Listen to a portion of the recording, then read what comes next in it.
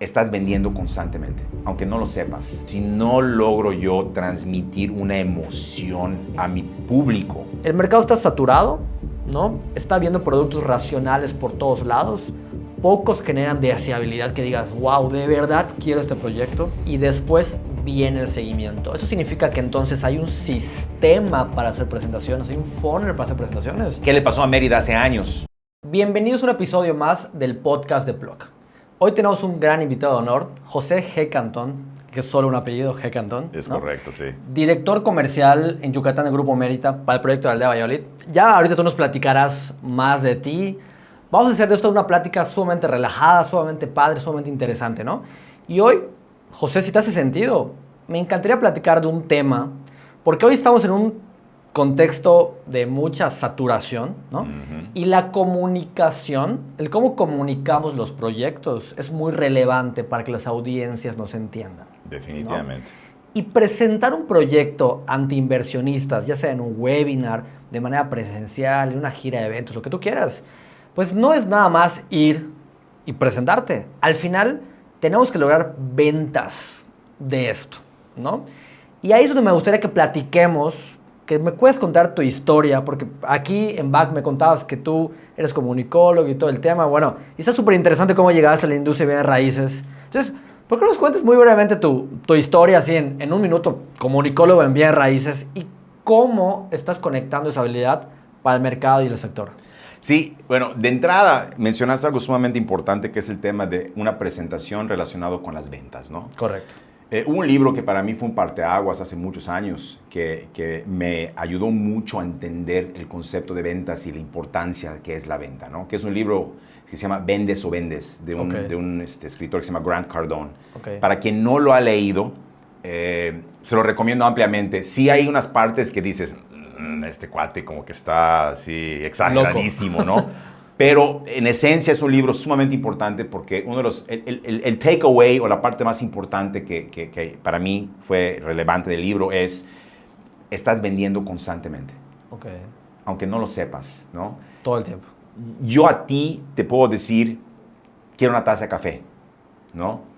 Me puedes dar una taza de café y yo te estoy vendiendo la idea de que yo quiero una taza de café. Tú me comprarás la idea de que si me la vas a servir o no, porque pues la tienes, no la tienes, etc, etc, ¿no? Constantemente estamos en venta, estamos vendiendo todo el tiempo. Correcto. Entonces, yo estudié, como bien dijiste tú, la carrera de comunicaciones y así, por azares del destino y por la vida en sí, terminé en ventas, ¿no? Sí. Empecé en el ramo de seguros, estuve unos 5 años en el ramo de seguros, luego estuve más de 20 años en la industria automotriz de lujo, que es otro tipo de... Muy particular. Sí, es una forma muy particular de atención a clientes y de seguimientos y de cómo hacer presentaciones efectivas. Y luego entonces viene la industria inmobiliaria que hace unos casi 8 años en el que estoy ya en este negocio de industria inmobiliaria, que es otra manera también. Sin embargo, las bases que yo tuve de la industria automotriz específicamente me ayudaron muchísimo a cómo hacer presentaciones efectivas. Correcto. En la industria inmobiliaria, ¿no? Ok,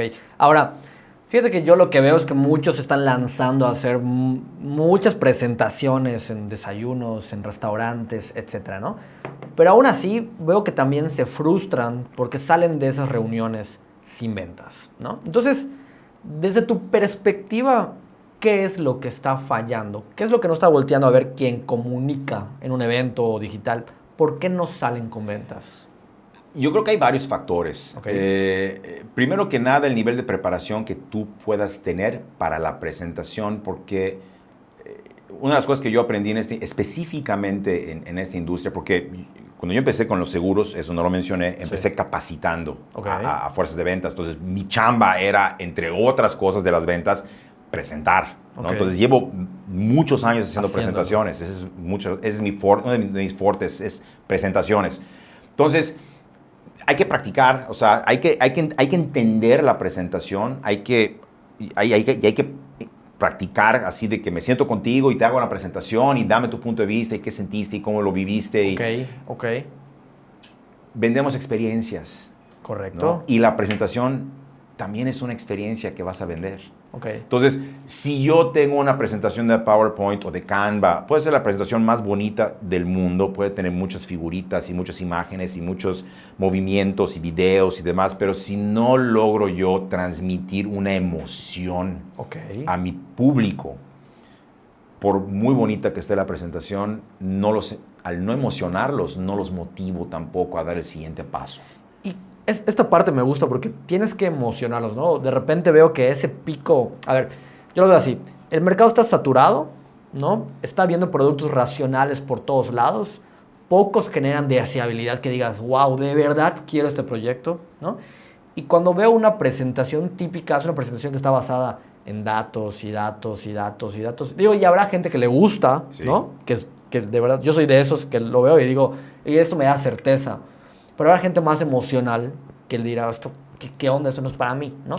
¿Cómo es hoy una presentación típica del sector de bienes raíces? Perdón, antes de contestar esta pregunta, Sí. me gustó mucho lo que dijiste de las presentaciones con muchos datos, ¿no? Sí. Hay varios diferentes tipos de compradores, ¿no? Y fuiste muy claro con uno en específico que posiblemente sea el que está un poco más complicado a motivar a hacer la inversión, que es precisamente al inversionista puro que se fija únicamente en números, ¿no?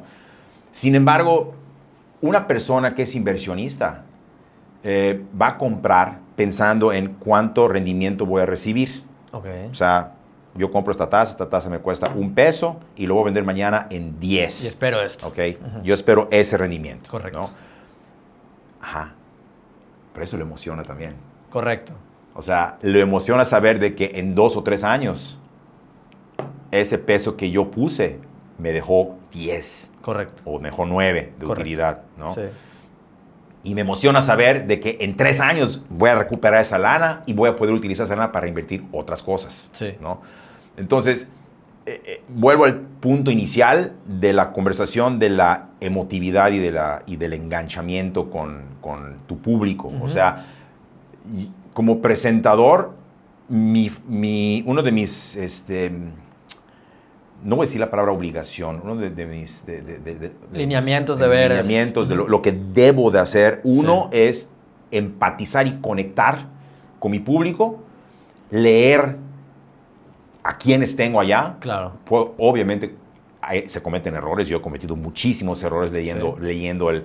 Como dicen... A la audiencia. Sí, como dicen en Estados Unidos, reading the room, ¿no? O sea, leyendo a tu audiencia. Pero si tú logras leer bien a tu público, van a empatizar contigo, tú vas a empatizar con ellos, vas a inclusive a detonar que ellos participen activamente contigo, porque es otra cosa. Luego se convierte en un monólogo y el monólogo es aburridísimo. Pero a ver, imagínate que tienes a 30 personas sentadas en una audiencia, ¿no? Evidentemente tú los estás leyendo, o sea, no los conoces, ¿no? Los estás leyendo por tal vez cómo se emocionan o cómo están participando, pero en realidad no tienes claridad de su perfil. ¿No? Y tú ya traes tu presentación hecha. ¿Cómo le haces? Porque primero hay que ponerlos cómodos, pero para eso entonces tú tienes que demostrar o sea, dependiendo de la audiencia que tú tengas. Por ejemplo, en algunas de las presentaciones que yo he hecho, me he sentado en la tarima. O sea, no estoy parado todo el tiempo. De repente, tengo la pantalla atrás de mí y me siento. Y digo, ok, vamos a sentarnos a tomar un café juntos y a platicar, ¿no? O igual empiezo a caminar entre las mesas, ¿no? Y de repente me paro al lado de una mesa y estoy hablándole a las demás personas que están allá y de repente le hablo directamente a una de las personas, le hago una pregunta directa a la persona o le digo que me pregunte directamente a mí. Entonces, busco el involucrar,lo. Si alguno de ustedes han ido, por ejemplo, a alguna obra de teatro, ¿no? A mí me pasó que a mí me impactó mucho. Yo fui a ver la obra de teatro que, aquí voy a delatar mi edad, fui a ver una obra de teatro que se llama Cats hace muchos años y me llamó mucho la atención la interacción entre los actores con el público. Ellos se metían con el público. Entonces, no solamente estabas viendo tú una obra, sino que te volvían te volvías parte de, ¿no? Era inmersiva la experiencia. Entonces, yo procuro o trato de hacer inmersiva la experiencia, aunque esté hablando de datos. Correcto. ¿No? Aunque esté hablando de números, pero a la medida que yo emocione a mi audiencia, por la razón que sea, es en la medida que aumenta la probabilidad de que se detone una venta. Muchas veces la gente no te va a comprar en ese instante, ¿no? Y después de además de mucha experiencia, que obviamente estas personas que asisten a ese tipo de eventos han asistido a muchísimos eventos así, ¿no? Correcto. Y es, aparta ahorita y dame tu tarjeta y de una vez y vamos a hacerlo, porque entonces si no... Entonces llega un momento en que ya están hartos. Ya saben Ya saben lo que vienen y muchas veces están hartos también de esas medidas de presión.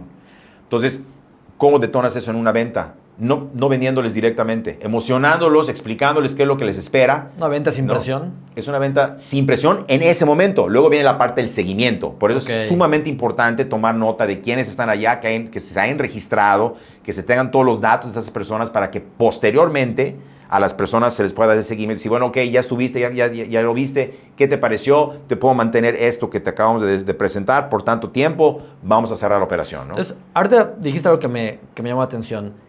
Y después viene el seguimiento. ¿Eso significa que entonces hay un sistema para hacer presentaciones? ¿Hay un funnel para hacer presentaciones? No, sí, depende. ¿Cómo lo percibes tú? O sea, sí hay un sistema para hacer presentaciones. O sea, por ejemplo, lo que me ha funcionado, lo que a mí me ha servido el paso del tiempo es, pues abro primero casi siempre, o procuro prácticamente todas mis presentaciones abrir con un video. Ok. Sin hablar. Sin presentarme, sin decir quién soy. Simplemente apago luces, arranco con video. ¿No? ¿Qué pasa cuando tú estás en una mesa platicando con alguien, ¿no? O si ya ves desayuno o cena, no importa. Sí. Pero estás en una plática con alguien y de repente se apaga la música o se apagan las luces, dependiendo de la hora del día que sea, y de repente, ¡boom!, arranca un video. ¿Qué es lo que haces automáticamente? Dejas de hablar, volteas a ver. Ajá. Claro. Ya captaste la atención de tu público. Ok. Correcto. Entonces, ese es el primer punto. El primer gancho es capta la atención. Okay. ¿No? Ya saben que arrancó la presentación de esa manera. Sí. ¿No? Entonces, ya que terminas de emocionarlos con el video, porque obviamente buscas que sea un video emotivo, ¿no? Ya que los emocionaste, pues viene el aplauso de haber visto el video, no sé qué. Entonces, ya entra uno a presentarse, ¿no? O en su defecto, el moderador presenta al presentador. Todo depende de cómo venga ese tipo de presentación, ¿no? Porque he tenido gente que me ha presentado y también ha habido momentos en que yo simplemente llego y digo, hola, ¿no? Soy yo, ¿no? Y me presento y digo quién soy y qué vamos a hacer. Luego entonces tiendo a...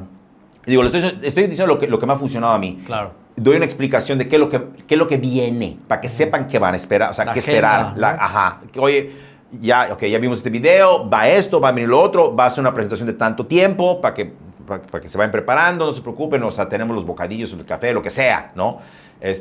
Ustedes van a estar muy cómodos y yo voy a tratar de hacer amena esta charla con ustedes. No es una presentación, es una charla. Entonces, aquí vamos a interactuar juntos, vamos a platicar acerca de algo que es muy emocionante para mí y yo estoy seguro que va a ser emocionante para ti también, ¿no?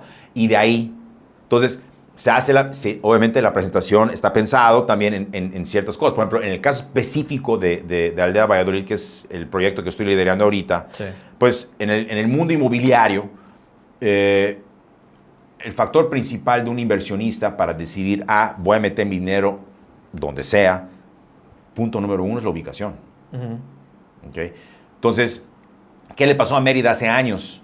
A Mérida lo que le pasó fue que Mérida se volvió popular y se volvió muy popular para la época de la pandemia, ¿no? Entonces la gente empezó a voltear a ver a Mérida, entonces Mérida se volvió un destino importante de inversión. Entonces la gente empezó a decir, quiero invertir en Mérida, ¿no? Entonces Mérida ya había brincado esa valla, ubicación. Luego entonces, ¿dónde en Mérida? No, pues que en tal lado, y así, ¿no?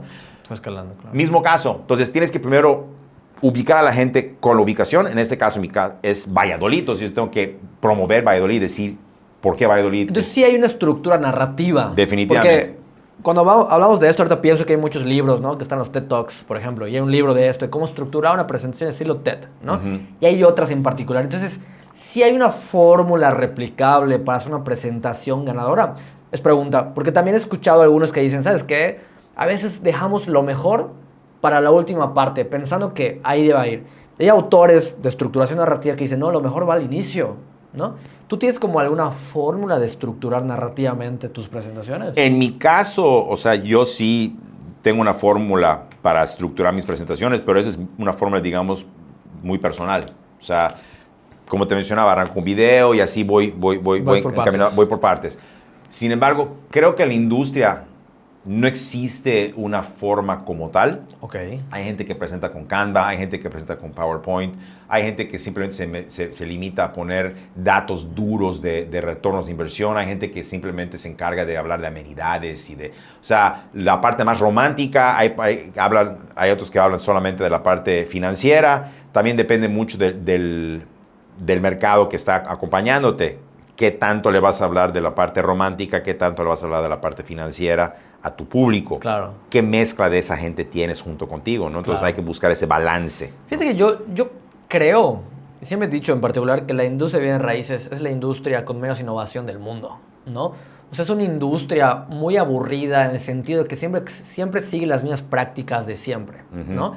Y que lo que a la industria le falta es copiar las prácticas de otras industrias, ¿no? Yo lo que veo, por ejemplo, a ver, un presentador TED se prepara y simula y entiende los principios de biología humana y de ciencias del comportamiento y de psicología y de social y hace de verdad una presentación entre arte y ciencia, ¿no?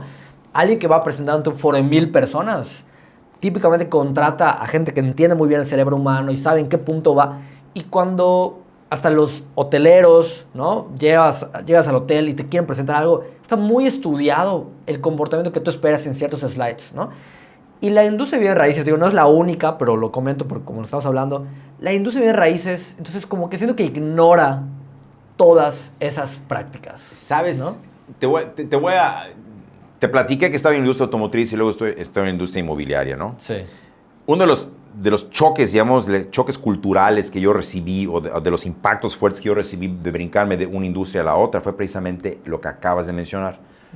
En la industria automotriz, por ejemplo, que yo estaba acostumbrado a procesos, estaba acostumbrado a alineamientos, estaba acostumbrado a que una marca me decía...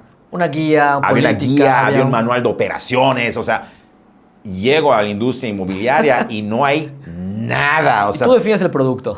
Sí. Casi. Bueno, es que algo tan sencillo como, por ejemplo, ¿cuánto vende la industria? O sea, haz de cuenta, yo ya sabía perfectamente bien en la industria automotriz quién era mi competencia, cuánto se vendía localmente de esa industria, qué porcentaje del pastel estaba yo involucrado, mi market share, todo. Entro en la industria inmobiliaria y hago las mismas preguntas y me dice, y nadie me podía contestar porque no hay una asociación o no hay una organización que lleve ese control. ¿Y por qué no existe? Porque los desarrolladores, los inmobiliarios y etcétera, nadie se encarga y se hace responsable de su información egos, y ni lo comparten, sí. ¿No? Entonces, al no tener ese órgano que le diga a todos los involucrados en esta industria, necesito tu reporte de ventas, necesito tu absorción, necesito saber...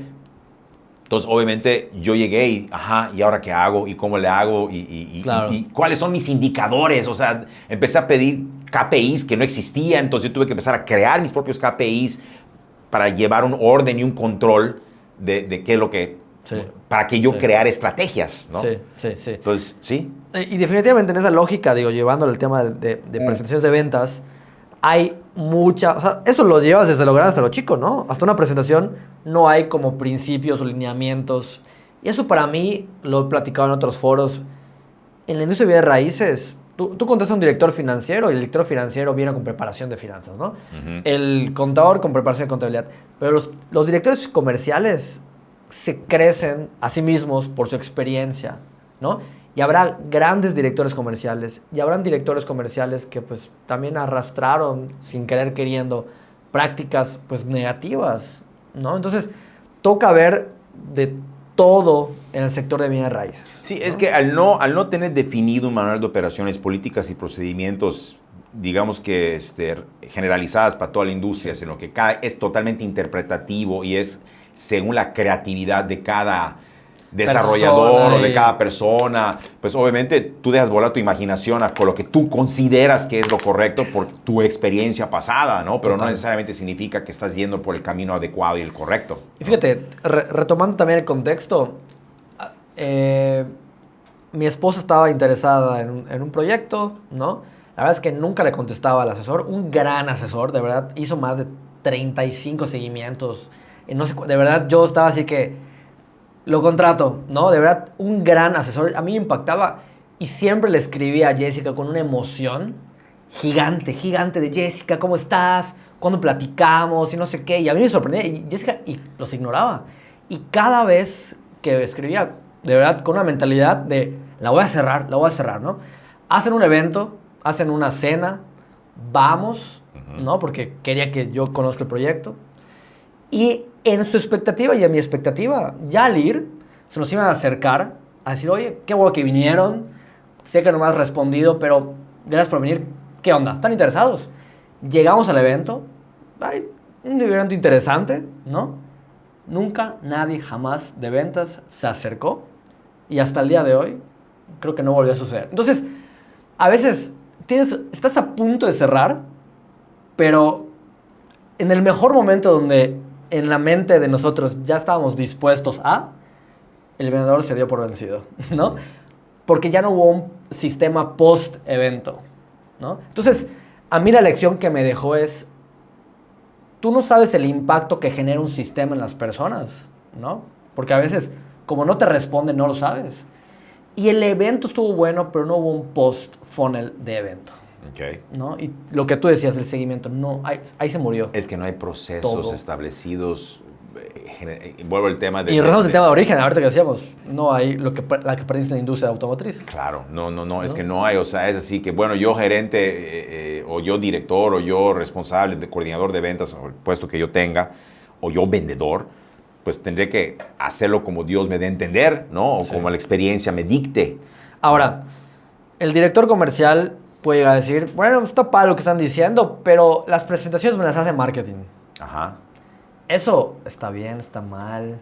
Yo al menos puedo decir que marketing haga la presentación está bien, es una guía al final del día, pero tú tienes que ponerle tu propio sello. O sea, tú le vas a hacer las modificaciones de acuerdo a lo que tú quieres transmitir, porque tú lo vas a transmitir. Okay. Entonces, al final del día, yo puedo recibir por parte de marketing mi presentación y decir, está bien, oye, ¿sabes qué? Esta lámina me gustaría que dijera esto, o me gustaría transmitir esto, la idea que yo tenía era esta idea. Entonces, rebotar la información con marketing para que entonces se pueda hacer esa presentación ad hoc a tu presentación. Okay. Y aún teniendo a la presentación, porque ese es otro error que muchas veces se comete, ¿no? Sí. Yo tengo la presentación en la pantalla. ¿Y qué es lo que, no estoy diciendo que lo hacen todos, pero qué es el pecado de muchos presentadores? Es, me paro y leo. Okay. Leo mi presentación, entonces, inclusive al grado de que le doy la espalda al público, ¿no? Para leer lo que está allá. Eso es algo que rompe inmediatamente la conexión con tu público, total, ¿no? Entonces, tú, para mantener a tu público activo, para tener a tu público enganchado con tu presentación, tienes que verlos, ¿no? Tienes que interactuar con ellos, y obviamente esto sí va a ser una guía para que ellos lean o puedan ver mientras tú estás dando la explicación. Okay. ¿No? Entonces, vamos a remarcar eso que acabas de decir. ¿Cuál es el momento más crítico de una presentación? El momento en que te ganas a la audiencia, le generas emoción, deseabilidad, y casi te dicen, wow, voy a esperar que baje para comprarle o para platicar, o en el momento en que los pierdes. ¿Hay un momento crítico en una presentación? Sí, si te distraes, puedes perder a tu público. Puedes perder a tu público al momento de, por ejemplo, un mal timing de cuando te sirven los alimentos. Uh-huh. Ahí los puedes perder. O sea, si tú estás haciendo la presentación y a media presentación llegan los alimentos o lo que les vas a servir. Yo creo que 8 de cada 10 así son.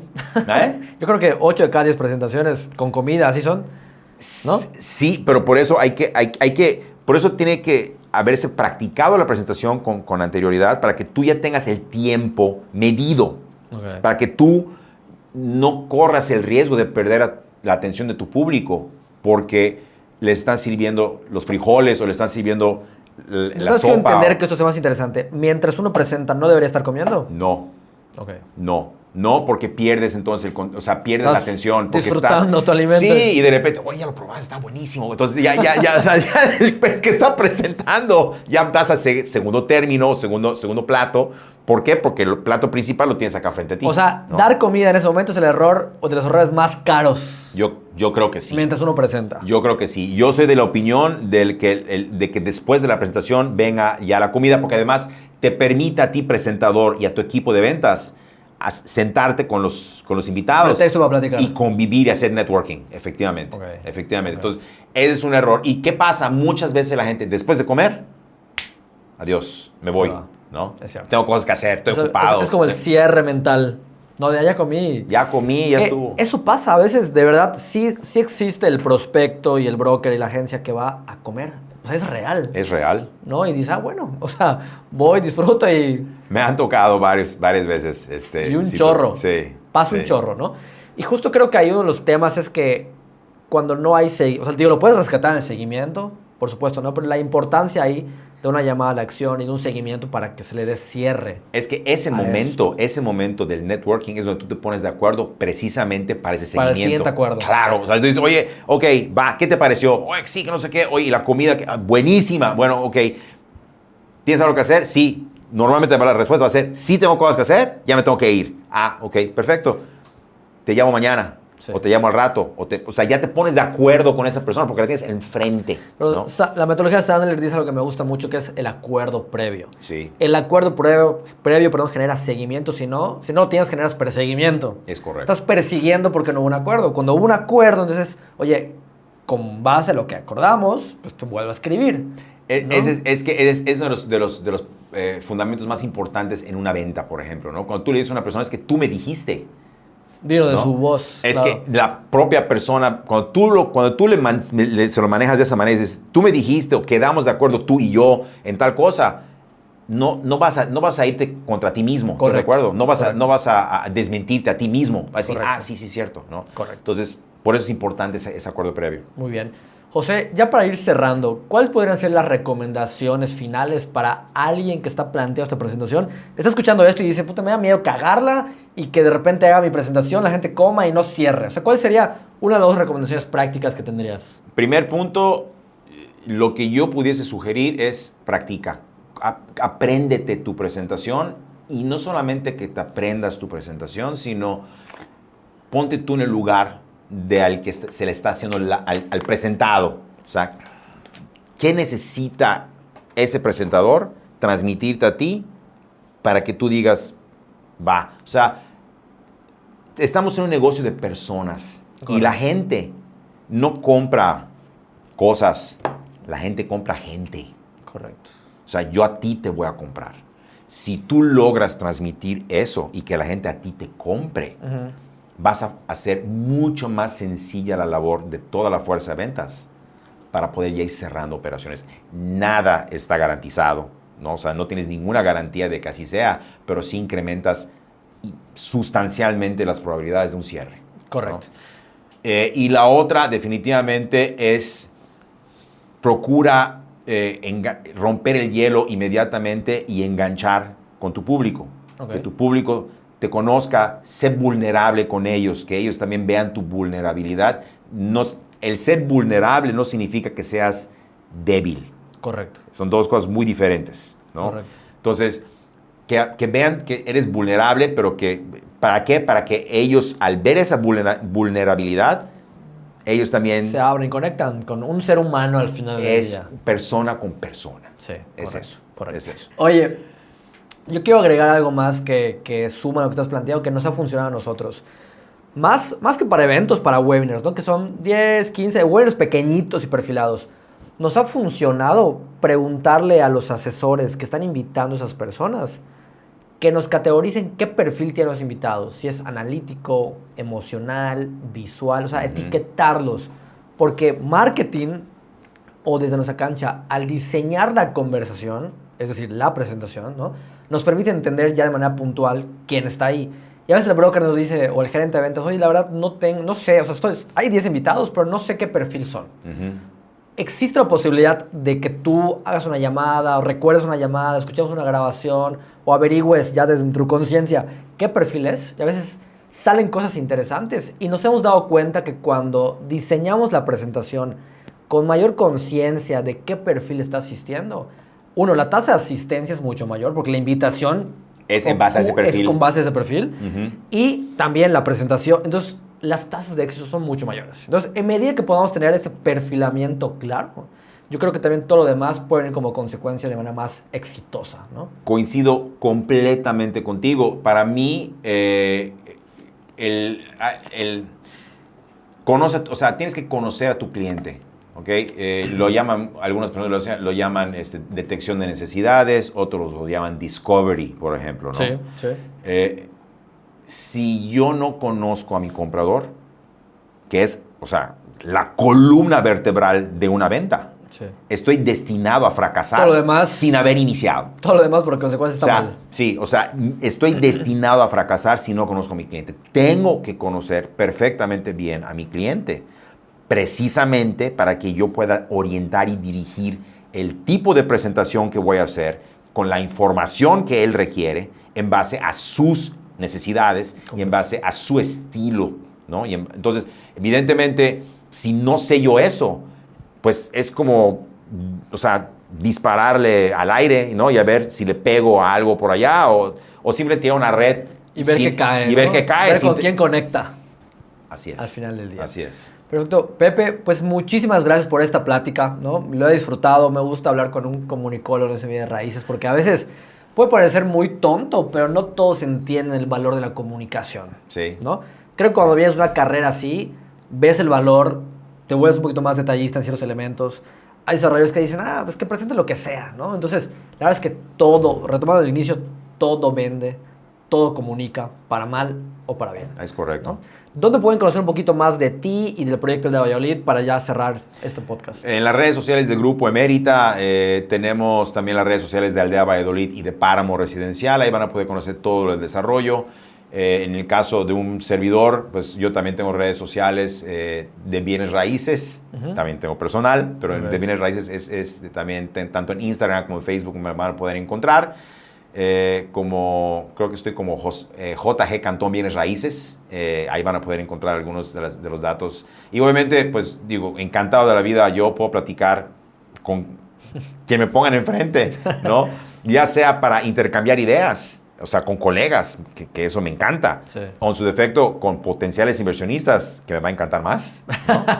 Claro. Entonces, pues sí, o sea, ahí van a poder encontrarme a mí y obviamente van a poder encontrar también la información de Aldea Valladolid y de Páramo Residencial. Perfecto. Bueno, pues muchísimas gracias por estar acá. Al contrario, gracias.